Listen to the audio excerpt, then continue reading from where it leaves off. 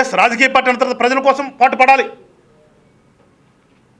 రాజకీయాల్లో కానీ ప్రజాస్వామ్యంలో కానీ అధికారంతో పాటు ప్రతిపక్షం కూడా ఉండాలి అనేది ప్రజలు కోరుకునేది. ఉండాలి కూడా, ఉంటేనే అది పూర్తిగా ప్రజాస్వామ్యం అనిపిస్తుంది. కానీ ఇక్కడ దౌర్భాగ్యం ఏంటంటే ప్రజలు వాళ్ళకి ఇవ్వలేదు. సరే, ఇవ్వలేదు, పక్కన పెట్టారు, ఏం చేస్తున్నారో చూస్తున్నాం. అసత్యాలు ఏ రకంగా మాట్లాడతారు. కంపెనీలు, ఇండస్ట్రీస్ ఈ రాష్ట్రం నుంచి వెళ్ళిపోతున్నాయంట. ఈ కూటమి నాయకులు భయపెడుతున్నారంట. అరే, నవ్విపోదురు కదా జనం. అంటే నీ మానసిక స్థితి ఇలా ఉంది ఏంట్రా బాబా, నవ్వుకుంటారు ప్రజలు కూడా. ఎవరి హయాంలో కంపెనీలు పారిపోయినాయి జనంకి తెలియదా? మన రాష్ట్రానికే సంబంధించినటువంటి అమర్ రాజా కంపెనీని ఏ రకంగా నువ్వు బయటకు పంపించావు? వాళ్ళని ఎన్ని రకాలుగా ఇబ్బందులు పెట్టి పంపించావు? ప్రజలు మర్చిపోయారా? ప్రజలకు తెలియదా?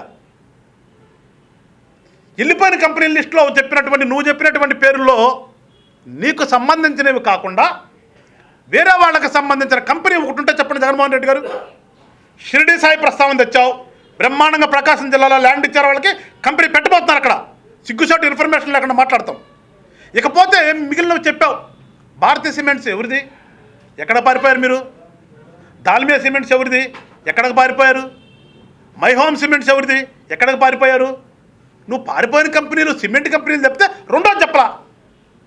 ఆ సిమెంట్ కంపెనీలన్నీ గతంలో నీకున్నటువంటి అధికారం మతంతో ఏ రకంగా ఆక్రమించుకున్నావు ప్రజలకు తెలియదా?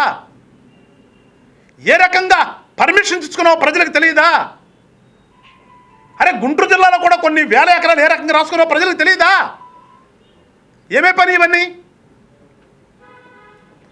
మీ నాన్నగారి హయాం నుంచి నువ్వు సరస్వతి పౌర కింద తీసుకున్నటువంటి భూములన్నీ పల్నాడు జిల్లాలో ఏమవుతున్నాయి ఇవాళ? అంటే ఏదో నీ ఇష్టానుసారంగా ప్రెస్ ఉంది, నాకు ఛానల్ ఉంది, నేను మెయింటైన్ చేస్తున్నటువంటి సోషల్ మీడియా ప్లాట్ఫామ్స్ ఉన్నాయి, నాకు ఒక పేపర్ ఉంది,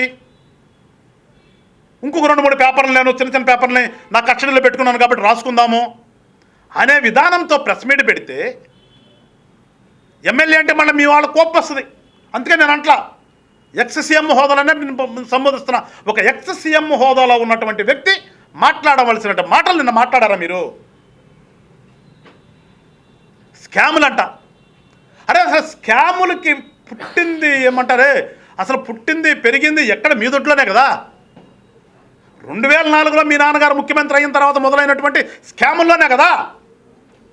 నువ్వు ఇవాళ ఉన్నటువంటి 17-16 కేసులు, నీతో పాటు ఐఏఎస్లు, నీతో పాటు మీ యొక్క ఆనాడు ఉన్నటువంటి ఎమ్మెల్యేలు కానీ ఆ క్యాబినెట్లో ఉన్న మంత్రులు కానీ వాళ్ళ ముద్దాలుగా తిరుగుతున్నది ఎక్కడి నుంచి వచ్చింది? దాని ప్రస్థానం ఎక్కడి నుంచి వచ్చింది? స్కామ్ అనేది పదం. నువ్వు వచ్చి వాళ్ళ కూటమి నాయకుల్ని వాళ్ళ స్కాములు స్కీములు అంటావు. అరే, గతంలో నేను చెప్పాను చాలాసార్లు, మీ హయాంలో ఏదైనా ఒక స్కీమ్ వచ్చిందంటే ఆ స్కీము కాదు, అది స్కామే అని చెప్పాను నేను. అట్లాగే అన్ని స్కాములే కదా. ఇవాళ అన్ని ఎంక్వైరీలు జరుగుతున్నాయి కదా, ఎందుకు తొందరపడతారు మీరు? సారా మీద జరుగుతుంది. ఎంతమంది మీ గతంలో మీ క్యాబినెట్లో ఉన్నటువంటి మంత్రులు ముద్దాలుగా ఉన్నారో, లోపల ఉన్నారో మీకు తెలుసు.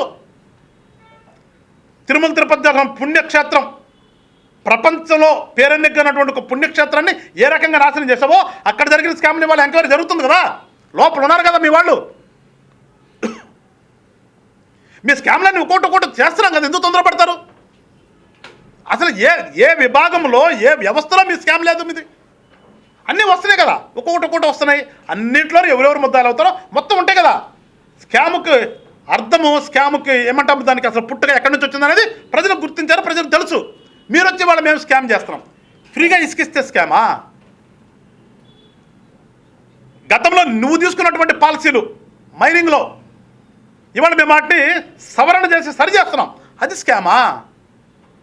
ప్రజలకు తెలుసు కదా జగన్మోహన్ రెడ్డి గారు, స్కామ్ అంటే ఏంటో, స్కీమ్ అంటే ఏంటో, ప్రజలకు ఎవరు మంచి చేస్తున్నారో ఎవరు చెడు చేస్తారో ప్రజలకు తెలుసు.